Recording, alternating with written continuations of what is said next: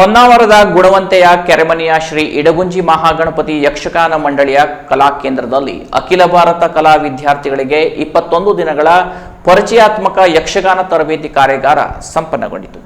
ಕಾರ್ಯಕ್ರಮದ ಸಮಾರೋಪ ಸಮಾರಂಭದ ಅಧ್ಯಕ್ಷತೆ ವಹಿಸಿದ್ದ ಸೆಂಟ್ ಮಿಲಾಗ್ರಿಸ್ ಸೌಹಾರ್ದ ಕೋಆಪರೇಟಿವ್ ಸೊಸೈಟಿಯ ಅಧ್ಯಕ್ಷರಾದ ಜಾರ್ಜ್ ಫರ್ನಾಂಡಿಸ್ ಮಾತನಾಡಿ, ಕೆರೆಮನೆ ಮೇಳ ಯಕ್ಷಗಾನಕ್ಕೆ ನೀಡುತ್ತಿರುವ ಸೇವೆಯನ್ನ ಮತ್ತು ಕೆರೆಮನೆ ಕಲಾವಿದರ ಕಲಾ ಶ್ರೇಷ್ಠತೆಯನ್ನ ಸ್ಮರಿಸಿದರು. ತಮ್ಮ ಬಾಲ್ಯ ಜೀವನದಲ್ಲಿ ಯಕ್ಷಗಾನ ನೋಡಿದ ಅನುಭವ ಹಂಚಿಕೊಳ್ಳುತ್ತಾ ಹಿರಿಯರು ಯಕ್ಷಗಾನ ನೋಡಲು ತಮ್ಮ ಜೊತೆಗೆ ಕಿರಿಯರು ಹಾಗೂ ಯುವಕರನ್ನು ಕರೆತರುವಂತೆ ಸಲಹೆ ನೀಡಿದರು. ಉಪನ್ಯಾಸಕ ನಾಗರಾಜ್ ಹೆಗಡೆ ಅಪಗಾಲ ಮಾತನಾಡಿ, ಸಾಂಸ್ಕೃತಿಕ ವಿನಿಮಯ ಮತ್ತು ಸಂಸ್ಕೃತಿಗಳ ವಿನಿಮಯದಿಂದ ಮಾತ್ರವೇ ಜಾಗತೀಕರಣ ಯಶಸ್ವಿಯಾಗಲು ಸಾಧ್ಯ. ಕೆರೆಮನೆ ಶಂಭು ಹೆಗಡೆ ರಾಷ್ಟ್ರೀಯ ನಾಟ್ಯೋತ್ಸವ ಯಶಸ್ವಿಯಾಗಿ ಆಯೋಜಿಸಿರುವ ಕೆರೆಮನೆ ಮೇಳದ 4 ತಲೆಮಾರು ಯಕ್ಷಗಾನ ಸೇವೆಯಲ್ಲಿ ಇಂದು ನಿರತರಾಗಿರುವುದು ಸಂತಸದ ಸಂಗತಿ. ಭಾರತದ ಕಲೆಗಳಿಗೆ ಒಂದು ಅಂತರ ಸಂಬಂಧವಿದೆ. ಈ ರೀತಿಯ ತರಬೇತಿ ಸಾಂಸ್ಕೃತಿಕ ವಿನಿಮಯಕ್ಕೆ ಮತ್ತು ಕಲೆಯ ಸಂಬಂಧ ಇನ್ನೂ ಗಟ್ಟಿಯಾಗಲು ಕಾರಣವಾಗಲಿದೆ ಎಂದರು.